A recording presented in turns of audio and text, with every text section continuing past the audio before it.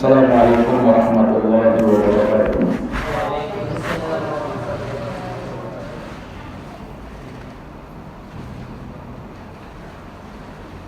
Alhamdulillah,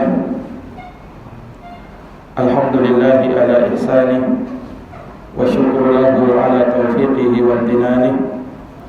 Asyhadu an la ilaha illallah wahdahu la syarika lah, ta'ziman li sya'nih, wa asyhadu anna Muhammadan abduhu wa rasuluh, ad-da'i ila ridwanih, sallallahu alaihi wa ala alihi wa sahbihi wa ikhwanih, wa sallama tasliman katsira. Amma ba'd,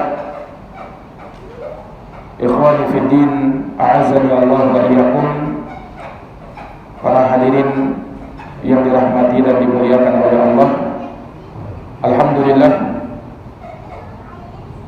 kita bersyukur kepada Allah Subhanahu wa taala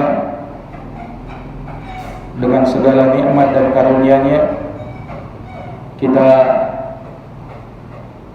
masih dihidupkan dan diberi kesehatan di bulan yang mulia ini, sehingganya kita masih bisa beribadah kepada Allah Subhanahu wa taala. Salawat dan salam kita haturkan kepada junjungan kita Rasulullah Muhammad bin Abdullah sallallahu alaihi wasallam, kepada keluarga dan seluruh sahabatnya, dan mereka yang senantiasa meniti jalannya sampai hari kiamat. Ikhwani fid din, a'azzani Allah wa iyyakum. Pada sore hari menjelang berbuka ini, kembali kita akan melanjutkan pembahasan dari tafsir surat Yusuf. Dan sebelum itu, seperti biasa, kita minta salah satu dari ikhwan untuk membaca surat Yusuf mulai dari ayat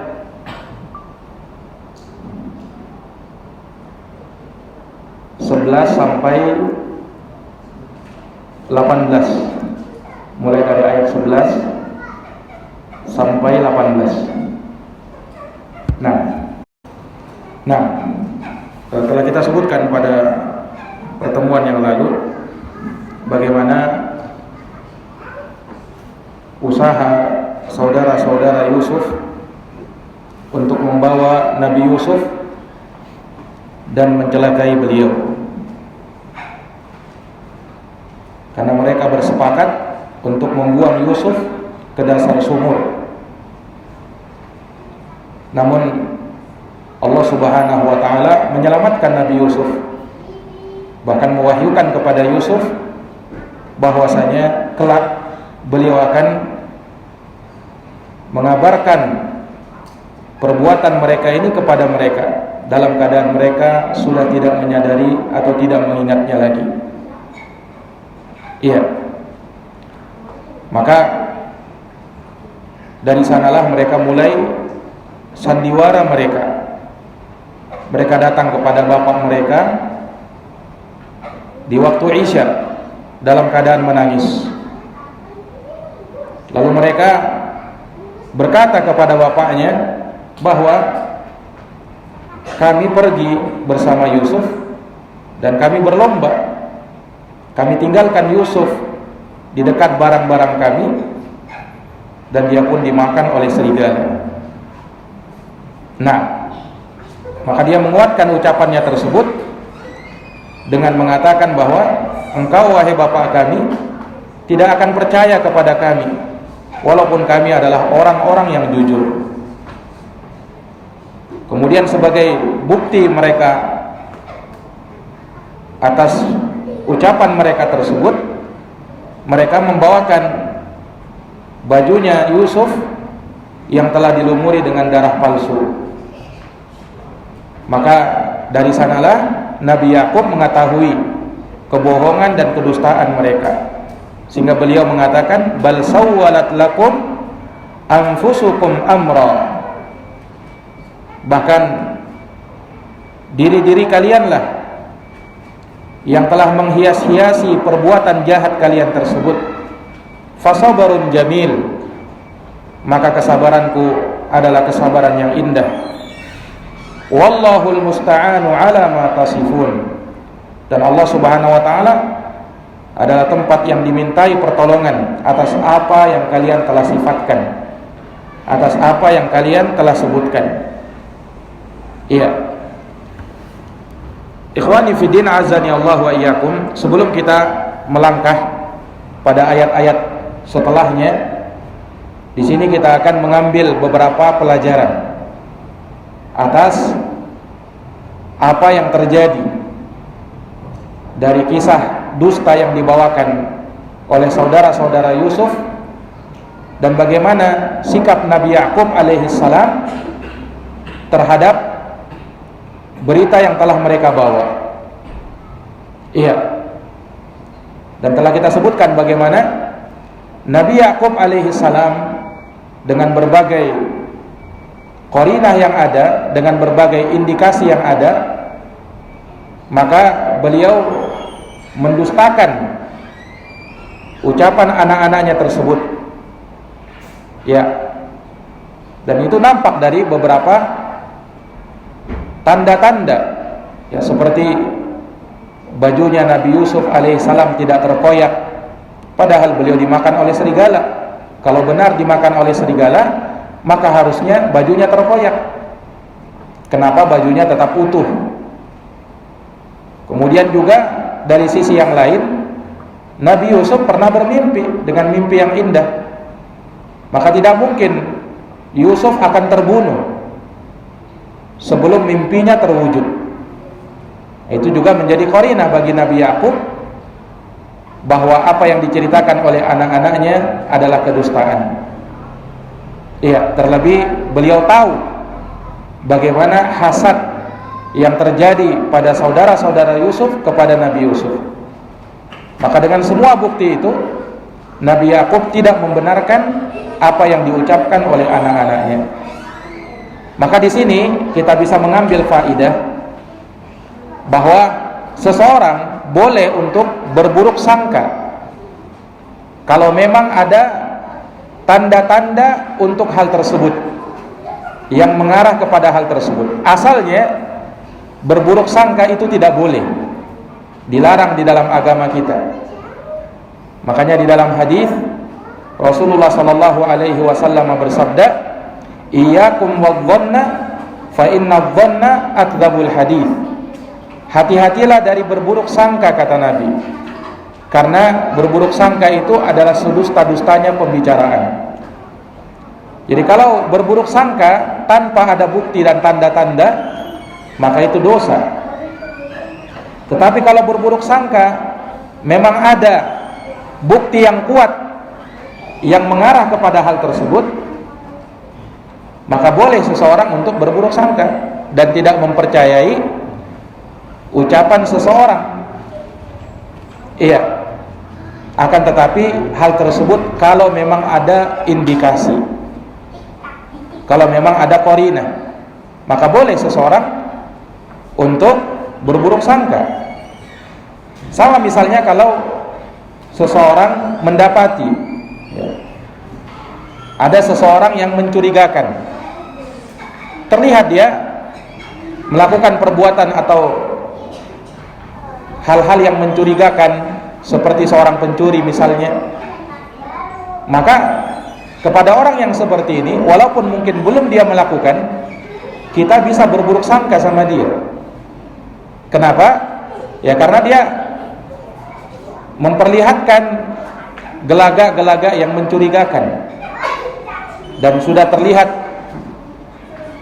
kaya-kaya mau mencuri, apalagi sudah ada peralatan-peralatannya, ini peralatan pencurinya, dan dia berusaha menutup-nutupinya misalnya, ada indikasi-indikasi itu, maka kita boleh berburuk sangka sama orang ini, mencurigai orang ini. Di situ bukan malah kita berbaik sangka, justru kita dianjurkan berburuk sangka, karena ada memang indikasi untuk hal tersebut. Iya. ada indikasi untuk hal tersebut. Atau misalnya kita melihat ada seseorang ya yang habis bermusuhan, berkelahi kepada orang lain, kemudian dia ingin membeli sesuatu dari alat tajam misalnya. Kita curigai orang ini, nanti dia akan membunuh orang. Karena apa? Sudah nampak tanda-tanda untuk hal tersebut. Nah, di sini berburuk sangka boleh. Sebagaimana Nabi Yakub alaihissalam, beliau tatkala dikabari anaknya seperti itu, beliau tidak percaya. Sekalipun mereka sudah mendatangkan bukti, sudah menyebutkan ini dan itu, bahkan menyatakan kami ini orang jujur, Nabi Yakub tetap tidak percaya. Di sini beliau lebih melihat sangkaan yang buruk terhadap mereka, terhadap anak-anaknya, terhadap Yusuf alaihi salam. Maka dari sini kita bisa mengambil faidah bahwasanya berburuk sangka terkadang dibolehkan kalau memang ada tanda-tanda penguat akan hal tersebut. Berburuk sangka tidak boleh kalau tidak ada tanda-tanda untuk hal tersebut. Nah, ini diantara faidah yang kita bisa ambil dari sini. Kemudian juga diantara faidah yang lain, bahwasanya di dalam kisah Nabi Yusuf ini terdapat bahaya dari perbuatan maksiat, di mana perbuatan maksiat itu akan melahirkan perbuatan-perbuatan maksiat yang lain, dan akan membuat orang itu lupa dari maksiat yang pernah dia lakukan karena saking banyaknya. Perhatikan ya, saudara Nabi Yusuf ini yang merencanakan pembunuhan dan pada akhirnya mereka ingin membuang saja, itu kan dosa. Setelah itu diruntun lagi oleh dosa yang lain, yaitu berdusta.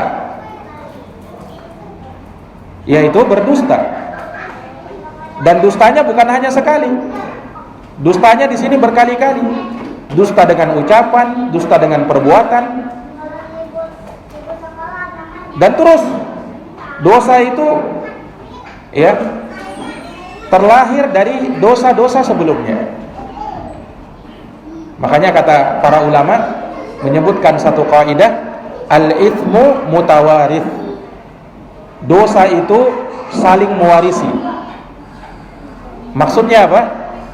Dosa itu akan memunculkan dosa yang lain. Ini kalau orang sudah berani berbuat dosa, jangan dikira ketika dia berbuat dosa maka dia tidak berbuat dosa yang lain. Justru dosa yang pertama akan melahirkan dosa kedua, dosa kedua melahirkan dosa ketiga, dosa ketiga melahirkan dosa keempat, dan seterusnya. Al-ismu mutawarith. Dosa itu saling mewarisi. Nah, ini ikhwani fiddin a'azzani Allahu wa iyyakum. Dan ini nampak dari perbuatan saudara-saudara Yusuf. Iya. Kemudian juga dari sini kita bisa mengetahui betapa bahayanya yang namanya dusta. Dusta itu dari perkara yang merupakan dosa. Rasulullah pernah menyebutkan iyyakum wal kadhib fa innal kadhiba yahdi ilal fujur wa innal fujura yahdi ilan nar wa innar rajula la yakdzib wa yataharral kadhib hatta yuktaba indallahi kadzdzaba. Kata Nabi SAW, hati-hatilah dari dusta, karena dusta itu akan mengantarkan kepada kefajiran, dan kefajiran akan mengantarkan kepada neraka. Dan seseorang berdusta dan terbiasa untuk berdusta hingga ia pun ditulis di sisi Allah sebagai seorang pendusta. Maka berdusta itu tidak boleh. Perhatikan di sini, anak-anak Yusuf dia berdusta kepada bapaknya sendiri. orang tuanya sendiri. Ini menunjukkan bahwa dusta itu tidak dimaafkan, walaupun dusta dari seorang anak kepada orang tuanya. Tidak boleh anak berdusta, berkata bohong kepada bapaknya atau kepada ibunya. Demikian pula kepada saudara-saudaranya. Demikian pula kepada orang lain. Dusta itu tidak halal. Dusta itu tidak pernah menjadi halal. Iya. Hanya yang diperkecualikan dalam 3 perkara saja. Dusta itu menjadi boleh. Dan sebenarnya bukan dinamakan dusta, tapi tauriah. Ini satu bentuk yang seakan-akan dusta, padahal bukan dusta. Apa itu? Ya, dalam 3 perkara. Yang pertama, dalam peperangan. Karena yang namanya peperang itu khida, tipu daya. Tidak usah seseorang jujur-jujur mau berperang, mau menyerang hari ini jam sekian, tidak usah. Namanya perang. Kalau dalam peperangan diperbolehkan. Kemudian yang kedua, yakni perkataan suami kepada istrinya, yakni dalam bentuk bujukan atau rayuan kepada sang istri. Nah, yakni dalam rangka untuk memperbaiki hubungan mereka. Ya, terkadang mungkin seorang suami menyebutkan sesuatu kepada istrinya, hal yang sepertinya dusta, ya, tapi dalam rangka untuk menyenangkan hati atau perbaikan hubungan dan seterusnya. Dan yang ketiga, untuk mengislah, mendamaikan 2 orang yang berselisih. Iya. Nah, maka terkadang dibutuhkan tauriah di situ. Ini bentuk seakan-akan dia berbohong, ya, walaupun tidak berdusta 100%, tidak. Tetapi ada bentuk tauriah di situ. Nah, ini ikhwani fiddin a'azzani Allahu wa iyyakum. Adapun selain itu maka tidak boleh. Sama orang tua kepada anak, tidak boleh orang tua berdusta kepada anaknya. Misalnya menjanjikan sesuatu, ya, ketika anaknya menangis supaya anaknya diam, maka dia bohongi anaknya. Nah, itu dusta, dan itu dihitung sebagai dosa. Kalau orang tua berjanji, dia harus tepati, dan dia harus berkata jujur kepada anaknya. Karena kalau dia dusta, maka secara tidak langsung itu artinya mengajari anak untuk berdusta, dan akan mengurangi kepercayaan anak kepada orang tuanya. Dan itu adalah pendidikan yang buruk kepada si anak. Iya. Maka yang namanya dusta adalah hal yang haram. Tidak boleh seorang berdusta, walaupun ya berdusta untuk bercanda, tidak boleh. Dalam bercanda saja tidak boleh. Rasulullah SAW itu kalau bercanda ucapannya benar, tidak dusta. Makanya tidak boleh kalau misalnya, ya, seorang itu berdusta, ya, dengan menakut-nakuti dengan hal yang tidak ada, ya, tidak boleh.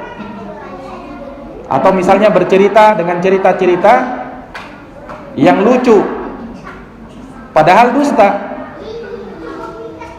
hanya untuk membuat orang ketawa, menghibur orang. Tidak boleh. Dusta tetap dusta, tidak dimaafkan untuk hal yang demikian. Ya, karena sebagian orang ada kan bercerita cerita untuk membuat lucu saja, tetapi hal tersebut bohong, tidak pernah terjadi, dusta. Tidak boleh. Nah, Rasulullah pernah bersabda, wailun lilladzi yuhadditsu fayakdzibu liyudhika bihil qaumu wailun lahu thumma wailun lahu. Celakalah seseorang yang dia bercerita lantas dia berdusta untuk membuat orang lain tertawa. Celaka dia dan celaka dia, kata Nabi. Jadi tidak boleh berdusta. Nah, dan ingat, dusta itu akan melahirkan kedustaan yang lain. Dan itu nampak dari kisahnya Nabi Yusuf, ya kan? Ketika mereka berdusta, mengarang cerita dulu, ya kan? Itu sudah dusta. Kemudian menyatakan Nabi Yusuf dimakan oleh serigala, dusta lagi. Kemudian membawakan baju berlumuran dengan darah palsu, dusta lagi. Dan boleh jadi kata para ulama, mereka akan berdusta ya di sepanjang hidup mereka. Ya, karena mereka akan menutupi hal tersebut. Apa yang telah mereka lakukan, mereka akan tutupi. Dan itu tidak ada cara lain kecuali dengan berdusta. Jadi dusta itu akan terus melahirkan kedustaan yang lain. Hati-hati dari yang namanya dusta.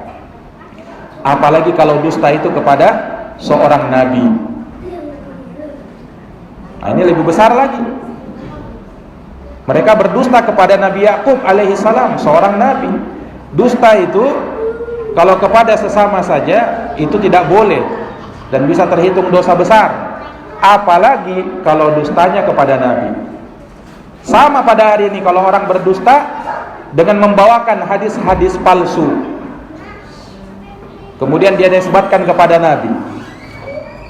Iya, ini tidak boleh membawakan hadis-hadis palsu atau hadis-hadis yang tidak sahih, tidak ada asal usulnya misalnya, dinisbatkan kepada nabi, tidak boleh. Iya, karena Rasulullah pernah bersabda, "Man kadzaba alayya muta'ammidan falyatabawwa maq'adahu minan nar." Barang siapa yang berdusta atas namaku dengan sengaja, maka persiapkan tempat duduk di dalam api neraka. Persiapkan tempat duduk di dalam api neraka. Iya, maka ini menunjukkan kepada kita bahwa dusta itu tidak diperbolehkan. Dan hati-hati dari yang namanya dusta. Seseorang itu hendaknya bersikap jujur. Dia jujur di dalam segala ucapannya, dalam segala perbuatannya, karena kejujuran itu yang menyelamatkan. Sementara dusta itu akan membinasakan. Terlebih kalau orang berpuasa. Orang berpuasa itu dia berarti menahan diri dari dusta. Makanya kata sahabat Ali bin Abi Thalib, "Laisa siyamu minal minat ta'ami wasyarabi." Puasa itu bukan menahan diri dari makanan dan minuman, walakin minal kadhibi wal lagwi wal batil. Tetapi yang namanya puasa, kita menahan diri dari dusta, dari perbuatan sia-sia dan dari kebatilan. Itu yang namanya puasa. Jadi kalau ada orang puasa tetapi masih berbohong dan suka berdusta, maka sia-sia puasanya. Mungkin hanya sekedar menggugurkan kewajiban puasanya, tetapi bisa jadi tidak dapat pahala atau berkurang pahalanya. Ini kalau dia berpuasa tetapi masih berdusta dan suka berbohong dalam ucapannya, maka hati-hati dari yang namanya dusta. Iya. Kemudian juga di dalam kisah ini kita bisa mengambil pelajaran bahwa terkadang seseorang itu soleh tetapi tidak melazimkan keluarganya atau bahkan keturunan-keturunannya juga menjadi soleh. Lihat Nabi Yakub, beliau seorang nabi kan, tetapi bagaimana anak-anaknya? Kecuali Nabi Yusuf alaihi salam. Nabi Yusuf seorang nabi, tapi lihat anak-anak Nabi Yakub yang lain berbuat jahat, ya kan, melakukan makar, tipu daya, suka berbohong. Padahal mereka ini siapa? Anaknya nabi. Ini derajat termulia seseorang itu kan menjadi seorang nabi. Dan garis keturunan termulia adalah garis keturunan seorang nabi. Apalagi apabila dia dekat dengan nabi tersebut. Lihat di sini Nabi Yakub, bapaknya nabi, keturunannya ya orang-orang yang berbuat begitu. Ya kan? Maka ini tidak melazimkan orang itu kalau soleh maka otomatis semuanya, anak-anaknya, istrinya, keluarganya semuanya orang soleh. Belum tentu. Dan itu kita lihat juga Nabi Nuh alaihi salam pun anaknya tidak soleh. Bahkan Allah katakan innahu amalun ghairu soleh. Wahai Nuh, itu bukan anakmu, dia amalan yang tidak soleh, kata Allah. Lihat ini menunjukkan bahwasanya ya, bahwa tidak otomatis orang itu soleh kemudian keturunannya pasti soleh. Kalau Nabi saja begitu, apalagi di bawah Nabi. Seorang ustadz misalnya, tidak otomatis anaknya juga pasti jadi ustadz, atau mungkin anak soleh, belum tentu. Bisa jadi sebaliknya. Nah, maka seseorang tidak dicela hanya dikarenakan mungkin ada keluarganya yang tidak soleh. Sebagaimana Nabi Yakub tidak dicela gara-gara anaknya tidak soleh. Tidak lantas Nabi Yakub dituduh apa? Oh, ini Nabi Yakub tidak bisa mendidik anak. Kenapa? Anaknya tidak soleh. Kan tidak ada yang berkata begitu. Dan siapa yang berani mengatakan Nabi Yakub adalah orang tua yang tidak pandai mendidik anaknya? Maka ini tidak menjadi kelaziman dan tidak menjadi celaan orang itu ketika misalnya dia punya keturunan yang soleh atau keluarga yang soleh, kemudian orang itu lantas langsung tercela. Kenapa? Oh, ini orang ini tidak pandai mendidik anak, lihat anaknya begitu. Belum tentu, itu faktor hidayah. Terkadang itu faktor hidayah. Mungkin orang tuanya sudah mendidik, tetapi ya mungkin anaknya belum dapat hidayah. Yang tercela itu kalau memang orang tua acuh tak acuh, tidak peduli lagi sama anak. Nah, baru orang tuanya dicela. Tetapi kalau orang tuanya sudah mendidik, ya tapi memang anaknya sudah begitu, maka orang tuanya tidak dicela karena hal tersebut. Iya, sebagaimana Nabi Yakub tidak dicela gara-gara anaknya begitu. Nabi Lut tidak dicela karena istrinya kafir. Nabi Ibrahim tidak dicela karena bapaknya Azar pembuat berhala. Ini ikhwani fillah azani Allah wa iyyakum. Sebagaimana Asiyah tidak dicela gara-gara suaminya Fir'aun. Itu hidayah Allah Subhanahu wa ta'ala. Nah, ini ikhwani fillah azani Allah wa iyyakum. Maka ini pelajaran yang bisa kita ambil. Kemudian juga dari pelajaran yang terakhir yang kita bisa ambil di sini, yakni tentang keutamaan sabar. Lihat Nabi Yakub alaihissalam, bagaimana sikap beliau ketika menghadapi anak-anaknya yang berbuat seperti itu kepada beliau. Nabi Yakub dengan sabarnya, beliau tidak marah-marah. Apa kata beliau? Fasabarun jamil. Kesabaran itu indah. Yang namanya sabar itu adalah hal yang indah. Ini menunjukkan apa? Keutamaan sabar. Kesabaran itulah yang terbaik bagi seseorang apabila dia mengetahuinya. Dan yang namanya sabrun jamil, sabar yang terbaik itu ada dua. Yang pertama, dia tidak marah-marah. Berarti kalau marah-marah itu berarti tidak sabar. Yang kedua, dia tidak mengeluh kepada orang lain. Dia mengeluhnya hanya kepada Allah. Kalau mengeluh kepada Allah tidak tercela. Yang tercela kalau mengeluh kepada manusia. Nah, itu namanya sabar. Dan kesabaran itu dari perkara yang diperintahkan kepada kita. Allah berfirman, ya ayyuhalladzina amanu sabiru wasabiru. Wahai orang-orang yang beriman, sabarlah dan apa? Kuatkan kesabaranmu. Jadi suruh sabar dan kuatkan kesabaran. Karena yang namanya sabar itu bukan mudah. Sabar itu berat. Rasulullah memperumpamakan as-sabru diya.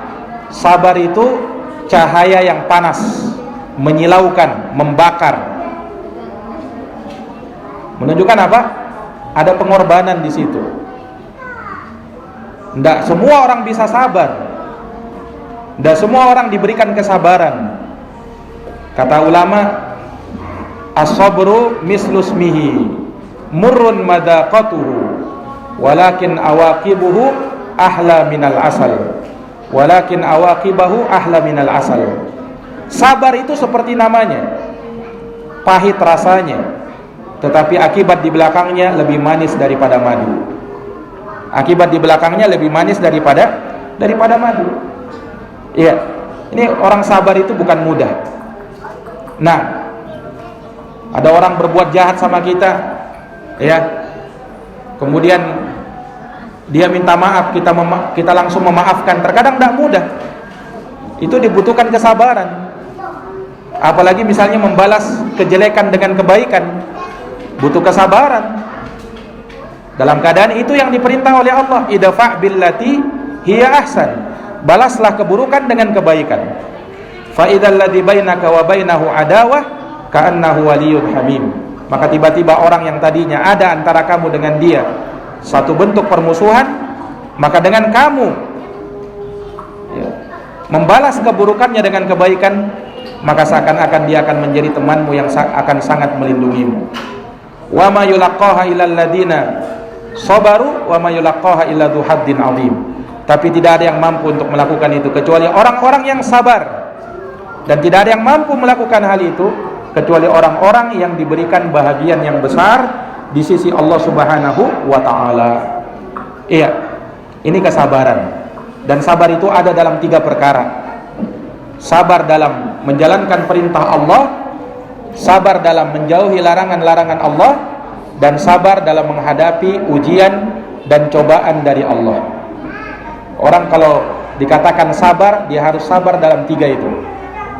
Sabar dalam menjalankan perintah Allah, karena ada perintah kewajiban-kewajiban.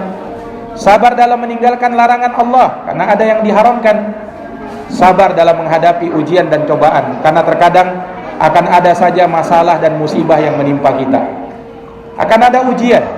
Orang itu kalau dianggap beriman dan menyatakan imannya, maka akan ada ujian. Akan ada ujian, cobaan akan menghampiri. Orang itu kalau misalnya berpegang teguh kepada sunnah, akan semakin kuat ujiannya. Kenapa? Karena kalau dia berpegang teguh dengan agama, akan semakin banyak pantangan, akan semakin banyak hal yang dilarang. Dia akan terkungkung, terbatas. Tidak seperti ketika dia sebelum mengenal agama, mengenal sunnah dengan baik. Mungkin dia akan lebih bebas, iya, bermuamalah riba santai-santai saja, mengambil uang riba, ya, enak-enak saja. Tetapi ketika dia sudah kenal agama, dia akan betul-betul jaga. Tidak mau dia makan riba, tidak mau dia menipu orang walaupun sedikit, tidak mau dia mengambil harta orang tanpa haknya walaupun kecil. Kenapa? Dia sudah kenal agama. Akan membuat dia seakan-akan terpenjara. Maka benarlah apa yang disabdakan oleh Nabi, ad-dunya sijnul mu'min wa jannatul kafir. Dunia itu penjara bagi orang beriman, surganya orang kafir. Dan ingat, puasa kita, ya, adalah mendidik kita, melatih kita untuk sabar. Bahkan Nabi menamakan Ramadan itu sebagai syahrus sabar, bulan kesabaran. Karena orang yang berpuasa mengumpulkan 3 macam kesabaran sekaligus. Sabar dalam menjalankan perintah Allah, sabar dalam meninggalkan larangan Allah, sabar dalam menghadapi ujian dan cobaan Allah. Dia harus jalankan puasa, perintah puasa. Dia harus tinggalkan larangan-larangan saat puasa. Dia harus sabar ketika lapar, haus, menahan semua itu. Dia sabar, dan pahalanya luar biasa. Innama yuwaffas sabiruna ajrahum bighairi hisab. Sesungguhnya Allah akan mencukupkan balasan bagi orang-orang yang sabar tanpa batas. Nah, maka ini dari faedah-faedah yang kita bisa ambil dari kisahnya Nabi Yusuf, dan insyaallah taala akan kita lanjutkan lagi di pertemuan yang akan datang biidznillah taala. Wallahu alam bisawab. Kita akhiri dengan doa kafaratul majlis. Subhanakallahumma wa bihamdika asyhadu an la ilaha illa anta astaghfiruka wa atubu ilaik. Subhana rabbika rabbil izzati amma yasifun wa salamun alal mursalin Walhamdulillahirabbil alamin. Wassalamualaikum warahmatullahi wabarakatuh.